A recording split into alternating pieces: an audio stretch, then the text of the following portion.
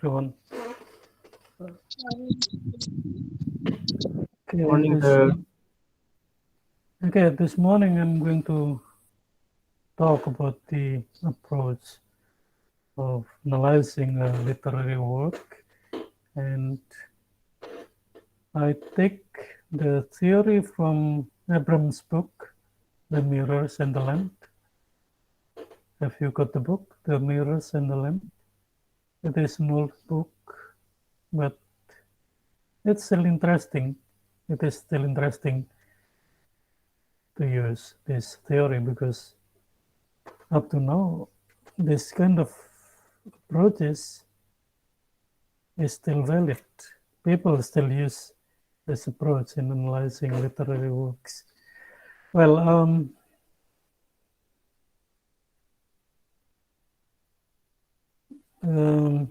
of course, in understanding a literary work, readers have their own points of view, their own perspectives about the literary work. For example, it can be seen from your topic in a seminar, for example. In the seminar, people, for example, would talk about the character of a certain literary work, or characterization, or theme, or setting, or plot. Okay, so people have different objectives in analyzing literary work, and in literary appreciation, the most important foundation is the understanding of that literary work. You cannot appreciate, you cannot analyze a literary work if you do not understand the story of the work well. In other words, literary criticism or literary analysis can only be done successfully if you really understand the literary work well. Okay? And one of the ways, the methods or techniques of understanding a literary work is by analyzing or reading it. By reading and then analyzing this literary work. And in analyzing and reading literary works, we can use this approach. Some coordinates of art criticism or art understanding. So criticism does not always mean to be critical. No, criticism in particular field of knowledge means analysis. Okay, but if you criticize something, you are critical to someone, then that's a kind of critique, not criticism. Okay, criticism here means analysis, or in our lecture this semester it is called appreciation. So an appreciation is another way of understanding literary work, and of course, as we have discussed before, to prove that you really understand the work, then you must create something, because creating is the top level of learning activities. So people can be said to have learned something if they can create something. Okay, you might be good at memorizing things, okay, but as long as you still cannot create something, then people would consider it to be okay. You're good in cognition, you're good in cognitive domain, but you're not good in developing your skills, your psychomotoric domain. Okay, so, well, okay, when we review theory of learning both in its original version or in its revised version, the original version of the theory was published in 1954, and the revised version by Anderson was published in 2001, so it's about 20 years ago. But the theory is well, it's still used now. In the revision of taxonomy Bloom, then people learn from remembering, right? From the level of cognition, cognitive domain, to remember, okay, to know, okay? But then to understand, okay? After that, what? To analyze. And then what? To apply. Then what?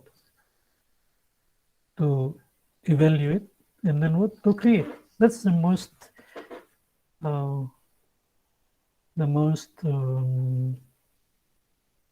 recognizable achievement of your learning achievement. Okay, so if you can create something, for example, in this case, in this lecture, you create a drama performance, then people would see, oh, you have created something, a drama performance.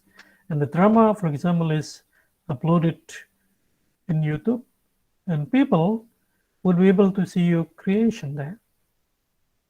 That's the difference between creation and cognition. If cognition, in cognition things, then you just remember everything in your mind. People would not be able to see what's in your mind. Okay? Okay, you might be good at remembering things, mentioning what you remember, what you learned. But without any creation, then people would not be able to see that you are good at certain field of study. Okay? But as soon as you create something and you publish your creation through various media, then people would be able to see your creation. People would be able to say, they would say that, oh, this is a good creation. Okay? But cognition is here in your brain. Creation is there, okay, outside our brain, and people can see the creation publicly. Okay? So that's why it's important for us to learn something, to understand something, to be able to create something. If you do not understand the story, then your creation, your drama performance might not be good. Okay? Because a good drama performance can only be produced if all the players, all the actors and actresses perform or act well in the drama performance. And you can only perform well, you can only act well if you really understand the story. How can you perform well? And how can you act well if you do not have any idea about the story? Okay? Well, now to be able to understand a story or on art work, then we have, according to Abrams, we have 4 points of view. We have 4 angles. Okay? So, of course, in this opportunity, I'd like you to learn this very carefully, because this will be very helpful for you in understanding the story before you create the drama and later you perform the drama. First, universe. We can understand a story by looking at the universe of the story. And the point of view of looking a story from universe is called mimetic approach. Mimetic approach. This is the oldest the oldest point of view that people used in understanding story. So people would understand a story, would analyze a story from its background, on whether the story is taken from a real life situation, from a society, from say for example from a history of a certain nation or certain people. If you apply this approach, mimetic approach, then you try to understand, to analyze the story in relation to the background of the creation, the society which is illustrated, which is portrayed in the story. So, for example, by finding out the settings of place and setting of time, then you would be able to, for example, to imagine, oh, the story happened in that society, in that place, and the time. Okay, let me give you an example. In Indonesian literature, we have a very popular literary work, Siti Nurbaya, right? Nurbaya, and as soon as we read the story, then we would find in the story the setting of place. It was mentioned in the story that the setting of place is Minangkabau, okay, and also some village names there, Minangkabau, and Minangkabau is, West Sumatra, okay. So by taking that setting of place as a point of view in understanding the story, then you'd be able to say the story happens in West Sumatra. Especially, it is about the tradition, customs of Padang society or Minangkabau society or Minangkabau's tribe, okay, or Minangkabau's nation, whatever. So you're going to learn, for example, how people interact with each other, and how is the relationship between young and old people in the society of Minangkabau, for example. If you try to understand the story Siti Nurbaya by comparing the story and the life in West Sumatra, of course, in the time, let's say 1930s, almost 90 years ago, then your analysis, your criticism, the understanding of the story is done through mimetic approach. Okay, you apply mimetic approach in understanding the story because you try to learn the story from the mimesis. Okay, mimesis means the surrounding. Mimesis is a Latin language, Latin word, which can be translated into English as surrounding, or the vicinity, the society around the story, the place in which the story happened. Okay, so what is the actual, the actual application of this approach in your task? Okay, for example, it is a story of, for example, you try to adapt a story from American literature, for example, The Great Gatsby or Grapes of Wrath or whatever, then okay, it's not easy for you to bring the situation in the story into the stage, into your performance. Okay, can be on stage or can be on media. It would be very difficult for you to present real life situations in the 1920s, 1930s of America to your performance. Why? Because you are in Indonesia and you live in a very different situation now, a situation which is not likely. There is no resemblance in the situation of today and the situation of the United States in 1920s in the case of the Great Gatsby. Well, okay, so you can adapt the story into Indonesian situation of today. Even the main theme, the theme of the story is still the same. That is the Great Gatsby, for example. Yes. So you bring the story from America in the 1920s to Indonesian contemporary situation. Okay, Indonesian today's situation. Well, but be careful, because if you try to adapt to improve the story and try to use mimetic approach by adapting the premises, the surrounding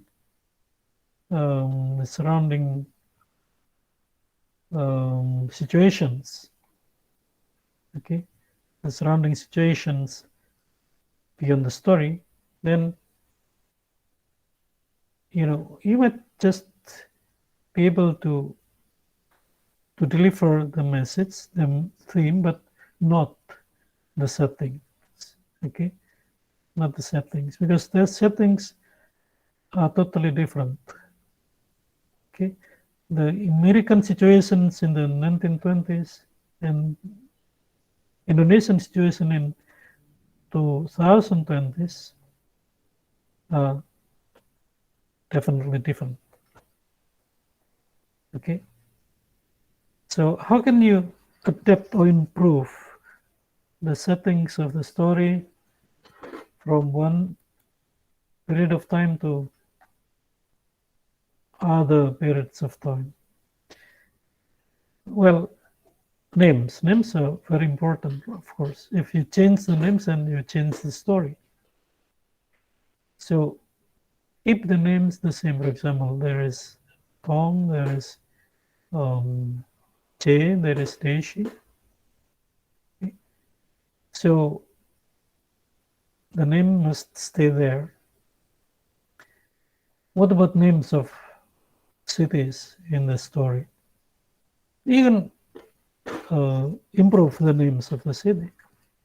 Okay, you can improve the names of the city, and also you can improve the physical situations in the story.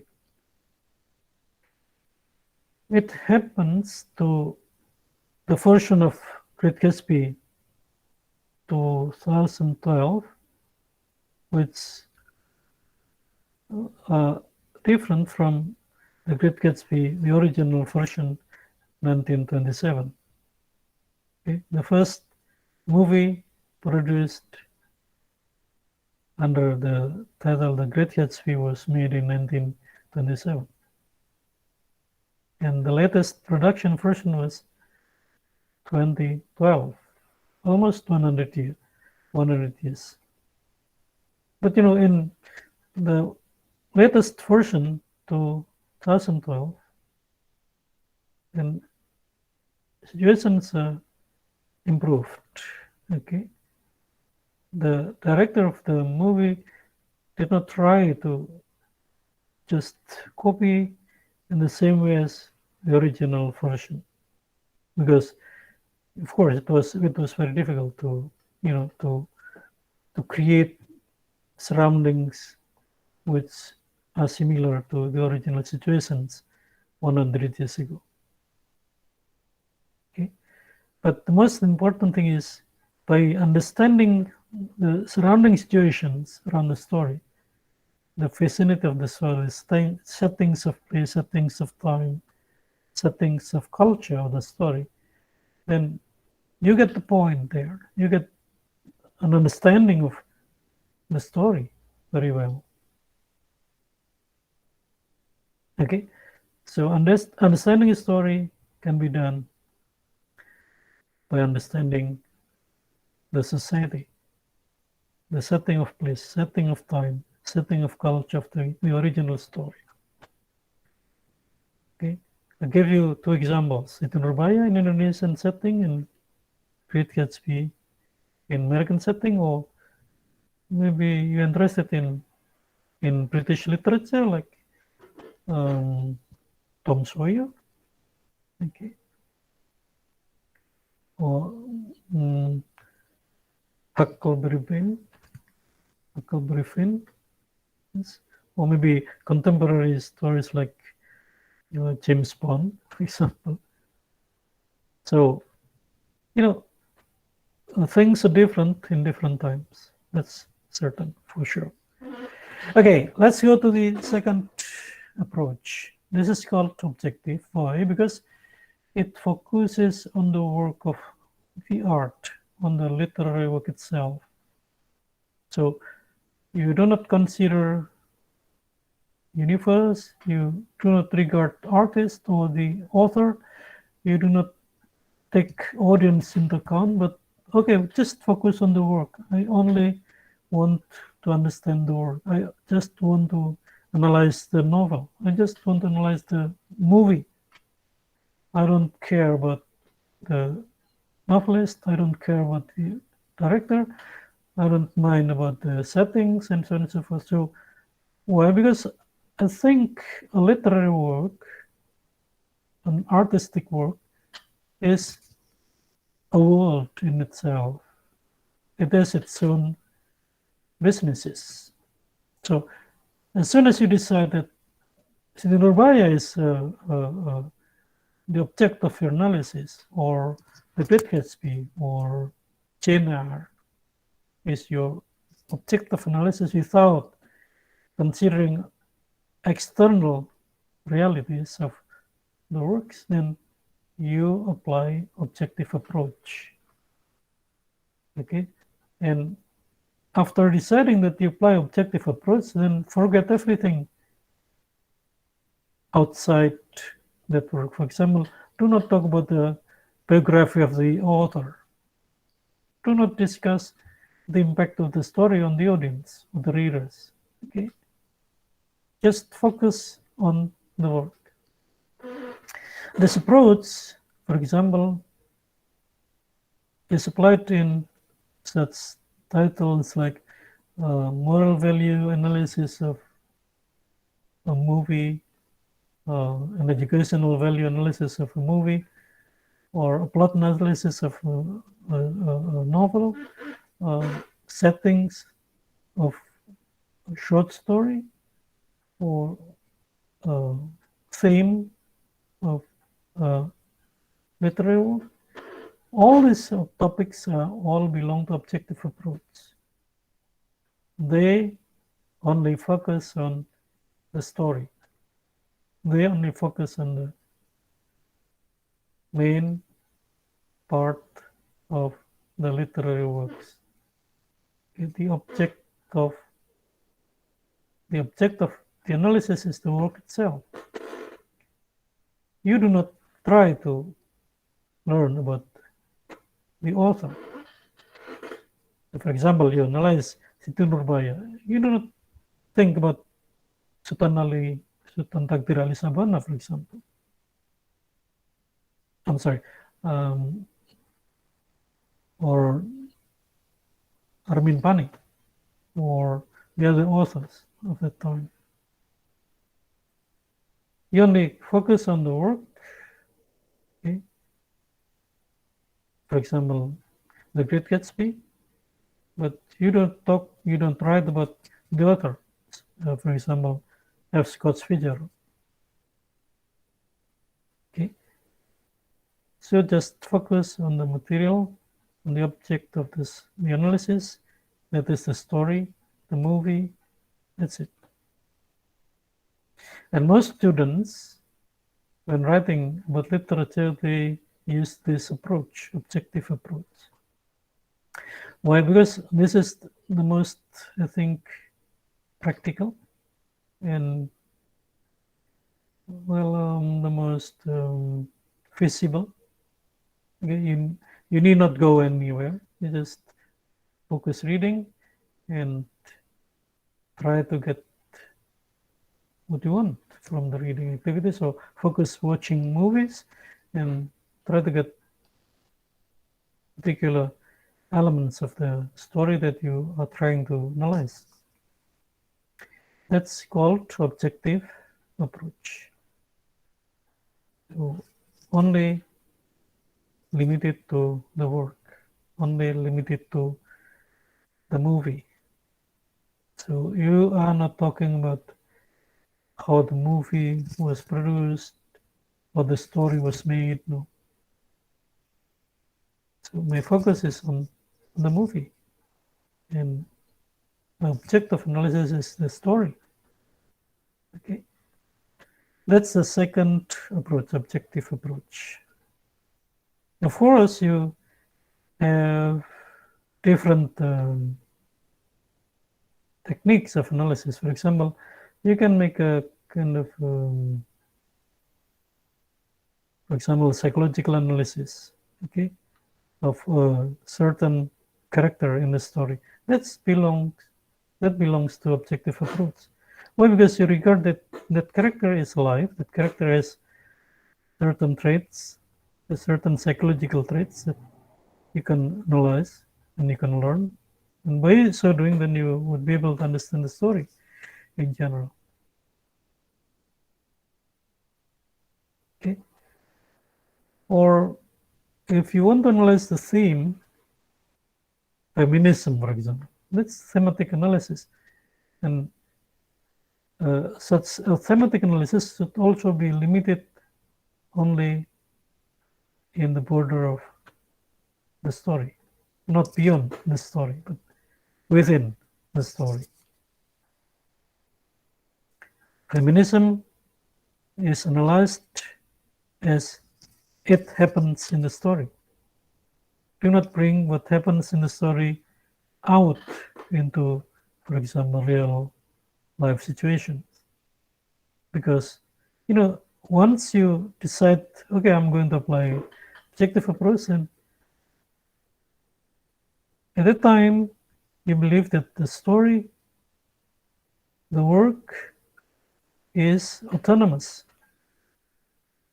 It is a world in itself. The story is a world of life. It is life itself. So, if you try to understand the story, the life in the story, then that's it. Do not try to think, for example, is the story real? Yeah, as you apply objective approach and you have decided to consider that the story is real, not real in factual, no? Factual mean ways of seeing, but it's real in story. And that's why it's called a fiction. Fiction. It's not fact. Fact and fiction. Okay, and most students use this approach, objective approach. So I consulted in the past maybe tens of studies using this approach, objective approach. Okay, let's go to the next approach, expressive approach. Expressive approach is an approach which we apply when we understand a literary work from the point of view of the artist. So we learn the artist, the author, the novelist, okay, the director in a film, okay, not the producer but the director, because a person who creates the story in a movie is the director, of course, in cooperation with the scenario or script writer. Okay. But who makes the story life in a movie is the director, not the script writer. So if you focus on the creator, the writer, the director, then you apply expressive approach.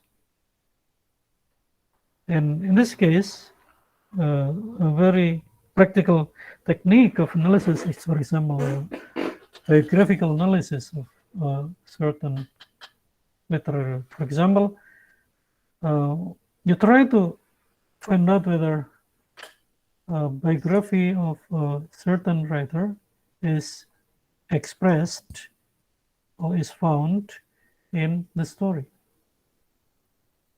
Let's say, for example, you're interested in The Great Gatsby, but not the story, but the author. You may be very, very, very eager to know. You are excited to learn who is the creator of the story. Okay? The story is classic in American literature. Okay, Great Gatsby. Then you want to learn the novelist, and it was Scott Fitzgerald. Fitzgerald was the writer, the novelist of The Great Gatsby. Well, Hemingway is another writer, another novelist. And what do you remember of Hemingway? Do you remember his work? Puspita? Have you ever read Hemingway's works? Puspita Sari? Are you here or are you sleeping? Yeah, I'm here, but it's not clear, sir. Yes? You have not read any works written by Hemingway. Okay, I think the most influential work of Hemingway is The Old Man and the Sea. It has been translated into many, many languages, including Bahasa Indonesia. The Old Man and the Sea. It was very famous.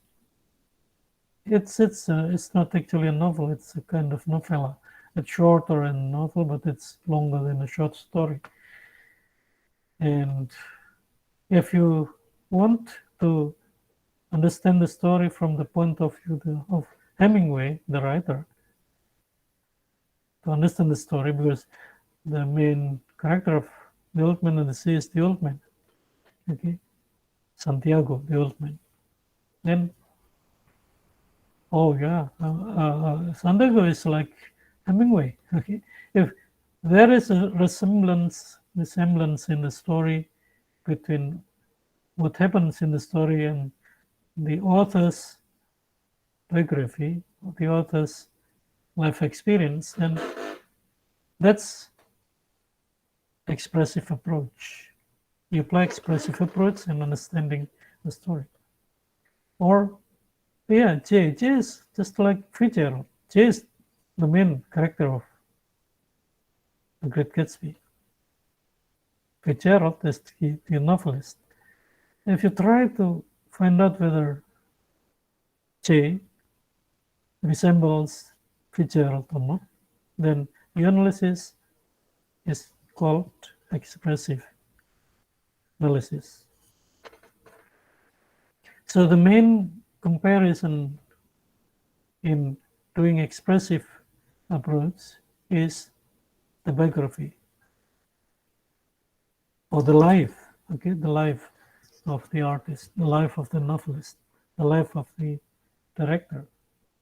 Say, for example, you try to understand why is this director very interested in making war movies, for example, war movies, or crime movies, or love movies. Then you try to analyze a number of stories, a number of movies, and try to compare the main characters and the biography of that character, the biography of the director or the author. If you find similarities between the real life of the director and the story in the movies, then you would be able to say that, oh, this movie, this actor is actually the personification of the director. He wants to show himself to public through that character.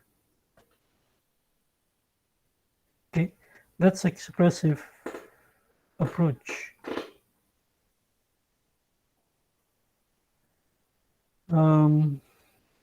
Yeah, this approach is not popular among students because it's a little bit hard to do than objective approach. Okay, because you need to learn to analyze the life of the author, the life of the director before you try to analyze the work from the point of view of the author. And the fourth approach is called pragmatic. Okay, pragmatic. Pragmatic approach is applied when the focus of analysis is the audience. Okay, the audience, the spectators, the watchers, the movie watchers, the novel readers. Okay, if you want to find out, for example, is there any good influence, good impact, good effect of this movie on the audience, on the spectators, then you apply that pragmatic approach. Okay. Some students tried to write about this, but then finally they were lost. You know what I mean by lost? They did not really understand what they're doing. Because when I told them, okay, try to get the audience of this movie, okay, and ask them whether they watched the movie or not. If they did, then okay, they can be your respondents.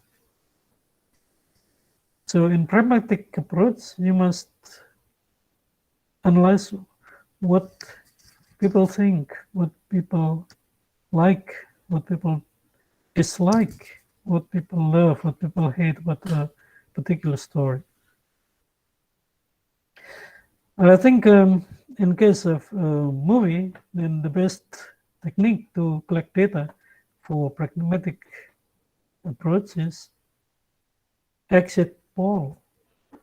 Okay, you go to cinema, and then you prepare yourself with a, for example, printed questionnaire, and as soon as the audience goes out of the cinema, then you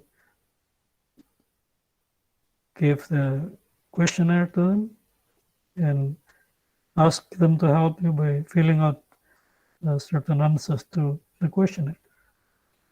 That's called exit poll. So you ask what people think about the movie as soon as they finish watching the movie. It will be different from, say, for example, you ask the audience a week after they watched the movie. It will be very different. So ask them questions, interview them as soon as they watch the movie. That's pragmatic approach. Or in analyzing novel, for example, the same thing can be done. Ask a class, for example, your friends in a class, whether they have read, for example, Siti Nurbaya or not. Okay, that's the first question. The second question is, after getting the answer to that question, then you tell them to get together, okay, to get together in a particular one because you want to have focused group discussion, for example, about a certain story. So FGD is another technique for collecting data. So you raise a question and all the audience have the same opportunity to answer the question. That's FGD, focus group discussion. This technique is more economical than interviewing them one by one. That's pragmatic approach. Now, and you know, if you want to apply this approach, then make sure that you have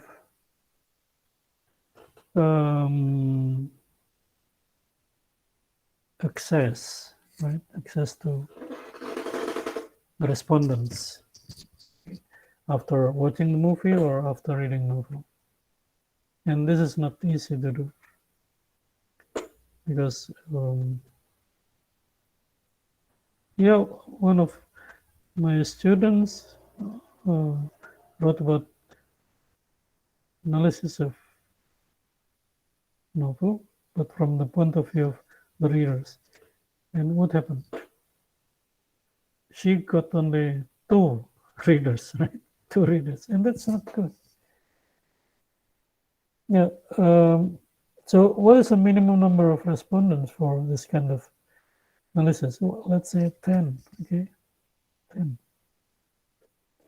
At least 10 readers. So, ask your friends whether they read a certain novel, and if they do, then you ask them. You ask the time to stay with you to talk about the responses to the literary work.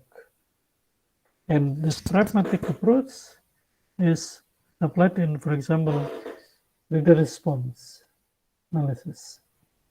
You try to analyze what the readers think about the work, what the readers expect from the story. Okay? So, of course, I want you to at least apply two approaches here, objective and pragmatic. Because I want to find out whether after you perform the drama, then your audience are happy about your performance or not. Okay, if they are happy with your performance and all the audience say the drama performance is good, is entertaining, okay, that's pragmatic approach. Okay. So if I survey what the audience think about a particular drama performance, then that belongs to a pragmatic approach.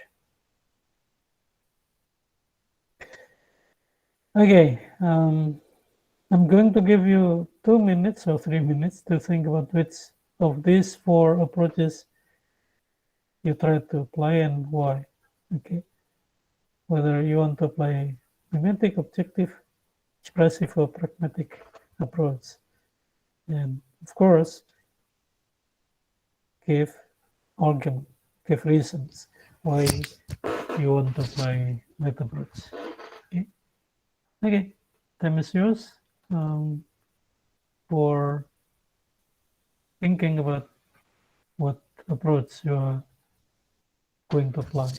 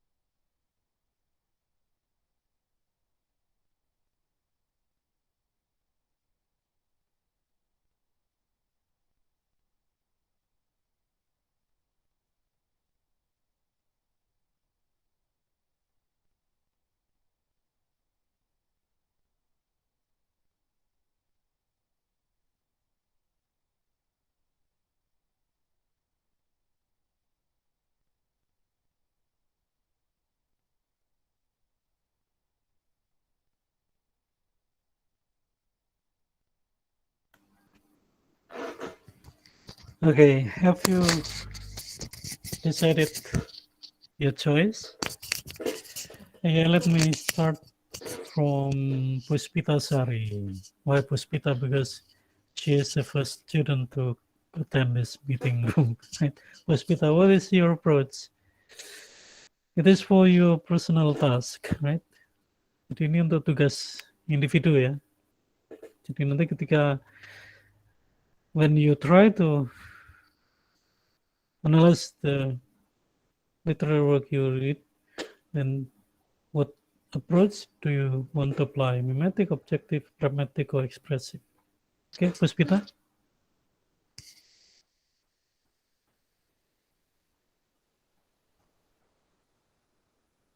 Where are you, Puspita? Okay, Puspita is away, I think. Let's go to Fian Akiedi. Fian, are you here, Fian? Yes, sir. Okay, what approach do you want to apply in analyzing the literary work for your individual assignment?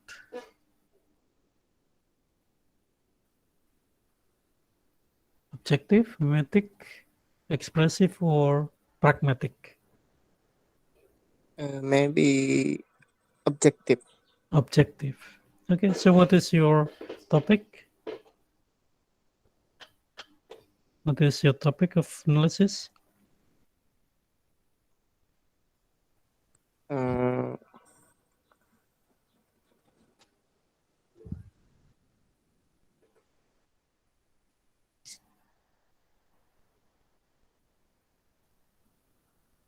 Yeah, Fian? Okay, Fian is silent again. Okay, I don't know, sir. you have not decided the topic yet. Masih bingung. Masih apa? Masih belum. bingung. Masih bingung. Enggak, maksudnya begini. Jadi kan harus memilih satu karya ya untuk dikumpulkan nanti waktu ujian mid ya. Ujian mid kumpulkan satu analisis ya. Satu analisis. Kemarin sudah saya sampaikan ini kan. Jadi membuat laporan tentang pembacaan secara individu itu ya. Nah, laporan itu isinya nih. Ya. Nah, ketika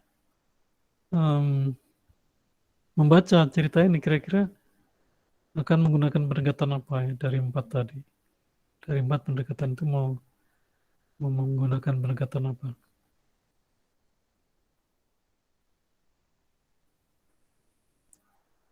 Ya, objektif, mimetik, ekspresif atau pragmatik.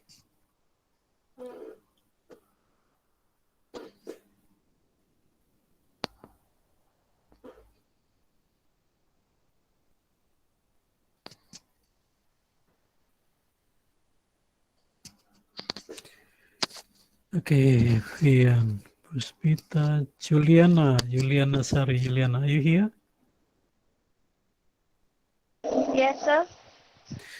Have you decided the literary work you are going to read for your midterm test assignment?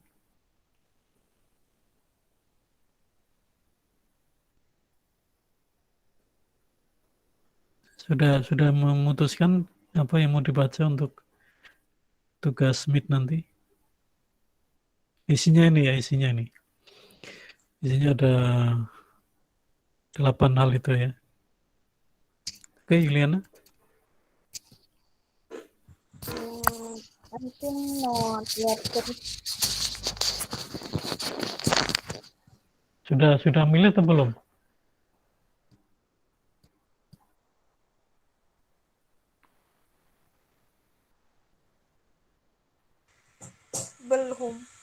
Belum. Waduh, ini tinggal berapa minggu ya? Ya, oke. Sinta, you here? Sinta Puji Lestari. Sinta?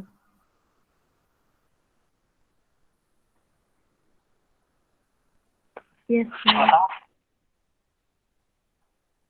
Gimana udah Udah milih ceritanya belum?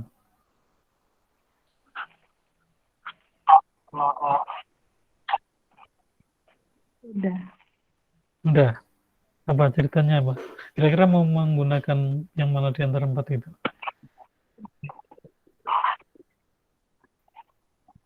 Di antara 4 ini. Objektif, emetik, pragmatik, atau ekspresif?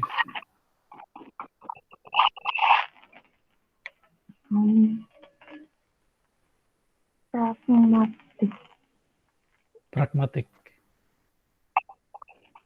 Oke. Nggak apa-apa. Oke. Cinta. Well, ya ini hanya contoh aja ya, jadi tidak apa-apa sih. Tapi yang paling penting begini, try to get the literary work as soon as possible, because time runs, oke? Karena waktunya berjalan terus, kalau bisa segera mungkin memutuskan ya karya yang mau dibaca apa, dan sampai nanti sudah tinggal 2 minggu baru bingung. Nah, saya ingatkan lagi, nanti laporan itu isinya ada 8 hal ini ya. Oke, ada 8 hal itu, isi laporan yang dikumpul. Ya kira-kira 2-3 halaman lah, cuma nggak usah banyak-banyak ya. Jadi kalian memang saya minta untuk melakukan semacam penelitian gitu, kecil-kecilan, tentang karya yang sudah Anda mau pilih itu. Misalnya, The Great Gatsby misalnya, atau The Grapes of Wrath, atau The Old Man and the Sea. Nah, ketika menuliskan bagian ini ya, C and D, bagian paling menarik atau bagian paling tidak menarik, ini kalian harus menentukan dari sudut pandang apa ini dilihatnya gitu. Karena itu bisa dilakukan dari 4 sudut pandang ini. Ya. Bagian yang menarik dari cerita itu adalah karena itu betul-betul menggambarkan kehidupan masyarakat Minangkabau waktu itu, bisa begitu. Itu memetik berarti kan. Tapi kalau bagian paling menarik dalam cerita itu adalah konflik antara Datuk Maringgi dan Samsul Bahri. Itu objektif, ya, objective approach. Atau bagian paling menarik dari cerita itu adalah karena pembaca itu masih suka novel itu meskipun itu usianya sudah 90 tahun. Itu pragmatik. Ya. Buktinya apa kalau pembaca masih menyukai cerita itu? Ya, sampai sekarang itu masih dipakai di sekolah-sekolah. Gitu. Artinya guru-gurunya menyukai cerita itu, perkara muridnya suka apa enggak kan nggak tahu kan. Lalu ya paling menarik bagian itu adalah kemampuan penulis dalam mengungkapkan pengalaman pribadinya dalam cerita itu. Nah, itu expressive approach. Ini contoh ya. Contoh-contoh bagaimana menerapkan 4 ini di dalam menjawab ini pertanyaan CND. Ya, oke. Ya, oke. I think that's all for this morning. Kelihatannya masih pada bingung ya. Ini pada ngantuk apa orang tahu nih. I don't know what happens to you actually. But okay, thank you for staying with me, for attending this lecture. See you next week. And Assalamualaikum warahmatullahi wabarakatuh.